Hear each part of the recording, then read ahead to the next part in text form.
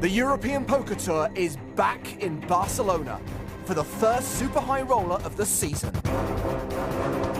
When you're winning, other players tend to be a little bit afraid of you and you can run them over. Actions on Steven Silverman. Queens under the gun. Silverman was on the American Poker reality show 2 months, 2 million. It was the highest rated poker reality show in its time slot starring Steve Silverman. He's raised to 15,000. Dan Smith has Queen Jack suited. Dan's in rough shape, but he's got the exact kind of hand you can sometimes crack bigger hands with.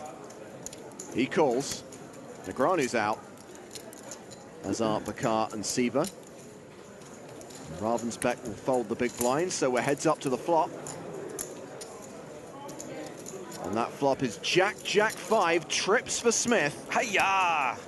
Steve's almost always going to bet this because he's almost always going to have the best hand. He does continue for 27,000. I don't think he's folding. Nope. He calls. Dan opts to just calls. There are plenty of hands he could peel a turn with that aren't nearly as strong. 6 of spades on the turn. Smith with a virtual lock on the hand, 98% equity. None of these cards are really saving Silverman. Bets again, 65,000. Now, does Dan raise or just call and go for all his value on the river?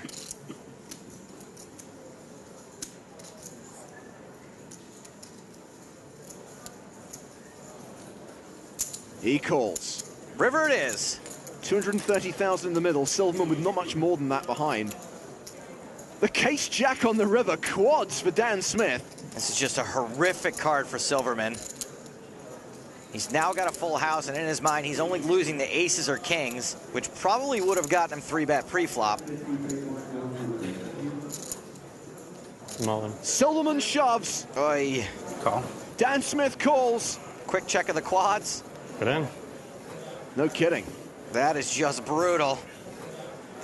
Steven Silverman eliminated. Good luck, guys. Appreciate that. He folds. Eric Seidel opens from under the gun +1 with ace-queen to 16,000. Dan Smith has kings. Almost always going to see a 3-bet with kings. Not this time, he just calls. Interesting. Dan's not wanting to look too strong, so he just calls. Calling reps a much wider range, and there's always a chance someone gets cute behind you. Heads up to the flop. Quack, quack, quack. Eric will probably continue with what he presumes will be the best hand a big percentage of the time. Dan, of course, flops a full house. Seidel does continue for 18,000. Let's see if Dan continues to play this deceptively by just calling. I think raising here would be a real mistake.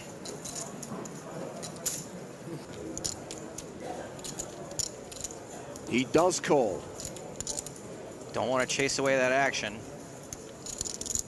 The turn is a queen. Seidel now has a full house. Really terrible card for Eric. He's now going to have the best hand almost all of the time.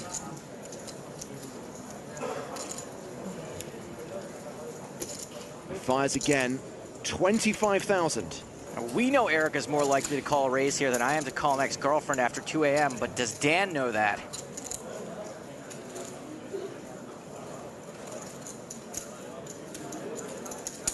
Dan does raise, makes it 75,000 total. Dan claims to keep his cool in these spots. What do you people think? Is he giving anything away? Let us know on Twitter, hashtag #EVTBarcelona. Now, don't get me wrong, this raise looks extremely strong, but A, Dan's had quads once already. What are the odds? Am I right, people? B, B, and C closing. Always be closing. Eh? I remember now. Even though that raise looks super strong, there are, in Eric's mind, only 2 hands that are beating him, kings and aces. And what are the odds Dan flatted with those pre-flop? On this occasion, he did. Seidel now checks the river, having called Smith's raise on the turn. Would have been really sick if a deuce had hit. Dan obviously has to bet again, but he can't be like me when a girl lets me buy her a drink in a bar, all eager. That's how you scare him off. 234,000 in the pot. He bets 200,000. This is just a gross spot for Eric, you can tell, because all the liquid just drained from his body. You can't fault him for thinking about this, and you can't fault him if he eventually calls either. You can, however, throw him a parade if he somehow manages to lay this down. This is your run-of-the-mill / incredibly rare cooler crying call. He can't get away from it, he calls. And Smith gets maximum value. Eric Seidel's been getting brutalized by Dan Smith today. Seidel loses 310,000 there. Dan, don't say anything. Don't look at him. He is a legend. I like the way he played that. In all things considered, I think it was really, really good way to play it. Quiet, Daniel. He's right there. So Dan Smith extends his chip lead. He's now playing. He's in the cutoff. And he has pocket aces. Well, if you're looking to be the chip leader, I always recommend picking up aces. I don't know why more players don't do it. It's a no-brainer. He raises to 14,000. Negreanu has jacks. Daniel's been pretty miserable so far today, and it looks like he might get his wish for it all to be coming to an end. I'm gonna make it 38,000. And when I screw it up and end up That'll be a 3-bet. in a potpourri of the mess. Math is hard. Dr. Scalp is out of there. Back on Smith. I'm thinking re-raise. Which will probably induce a shove, which will be called. Okay, good luck. I call. Sure enough. That's good. I was like, whatever, let's just do it. I told you no thinking today, no matter what, I promised. Story checks out. I was happy he raised me. I really was. I wanted to get it in, but not against that. To prepay. I don't think you're allowed to get cute when you have aces. None of that. No jack. Not even close. Negreanu is going to need to see a jack on the turn or river to survive. Aces, huh? Yep. Just the river to come. 2 outs for Daniel Negreanu. Good luck, man. I don't think it's coming anymore. I changed my mind. Insurance? He's in this tournament for 100,000. He's got an amazing record in the super high roller format. He's 3 for 3 so far. Dan Smith. He can do it. Make that 3 for 4. Good luck, man. All right, bud. Good luck, y'all. Folds. Michael Watson, 6-5 suited. Raises, makes it 22K. Eric Seidel has pocket sixes. Likely to see a call. Sure enough, Eric does call. Dan Smith on the button has ace-king. Dan's almost certainly going to 3-bet here, in position with all that action behind him. And don't forget those massive chips. He re-raises to 63,000. Sam Chartier's just joined the feature table. He folds. Simon Ravensbeck also has ace-king. Another ace-king out there. This is going to make things pretty crazy. Ravensbeck 4 bets to 134,000. Watson and Seidel both fold. Now this is a little less exciting now since these two are destined to chop. Smith 5 bets. I'm all in. Ravensbeck moves all in, and Smith calls. This guy Ravensbeck must have some rep considering none of these guys ever appear to be afraid to get it in with him. 96% chance of a chop. No reason to hide that gorge face now. The flop has 2 spades on it, and Smith holds the ace of spades. Backdoor sweat. And there's a spade on the turn. Oh, come on. That would be too gross, right? Did anyone else holding spades? I don't want to know. Trust me, neither does Ravensbeck. And the river brings another spade. Oof. That was less cool than talking about a guy's bachelor party in front of his wife. That was grotesque. Dan, it's okay if you want to laugh. Ravensbeck gets 4 flush, and a big stack is taken out by the chip leader, who now has close to 2.8 million, a phenomenal number of chips. Can we please lose another player soon? That average makes me uncomfortable. Dan Smith, Jack 9 offsuit. Smith, the overwhelming tournament chip leader. Been folded to him. He's in relatively late position. Yeah, he's in the cutoff. He raises to 36,000. Gets rid of Kurzovic on the button. Kurzovic folds a dominating hand. JC Alvarado folds the small blind. Mike McDonald has Jack 10 in the big blind. Also has Smith dominated, but he is out of position.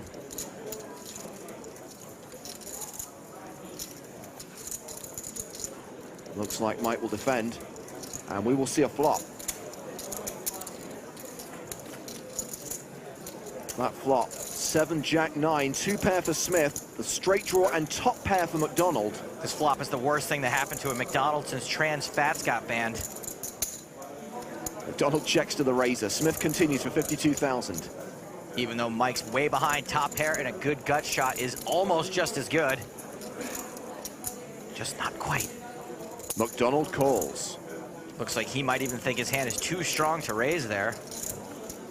The turn is another jack, another full house for Dan Smith. McDonald improves to trips. This is just getting insanely bad. This is the worst thing to happen to a McDonald's since New York City banned large sodas.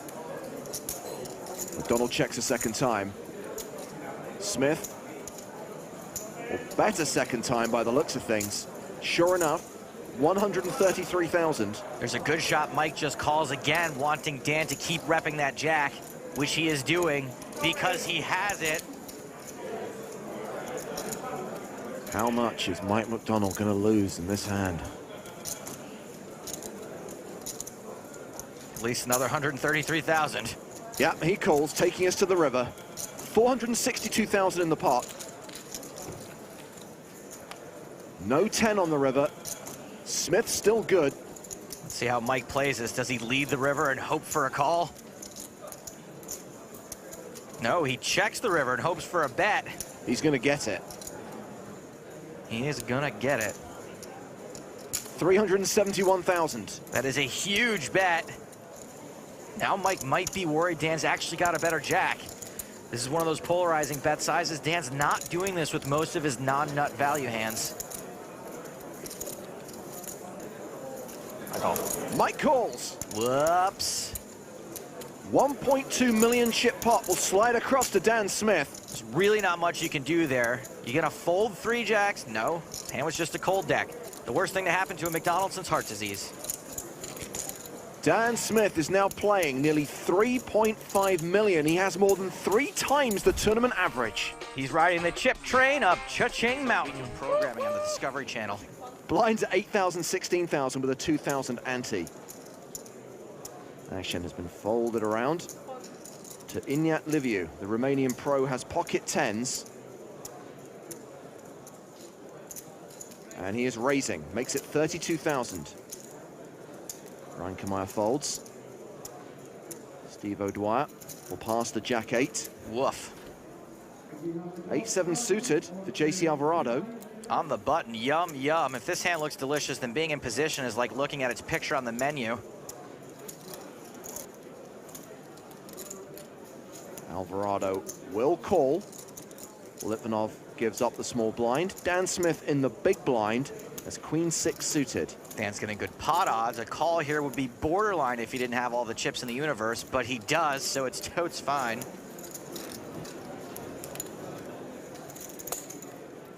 So Smith calls as well. We are going 3-way to the flop. That flop, 6-9 deuce. Second pair for Smith, an up and down draw for Alvarado. Liviu still leads with 10s. Liviu was the original raiser. 55. And he's got the most to protect against. Dan Smith checks to him. Liviu bets 55,000.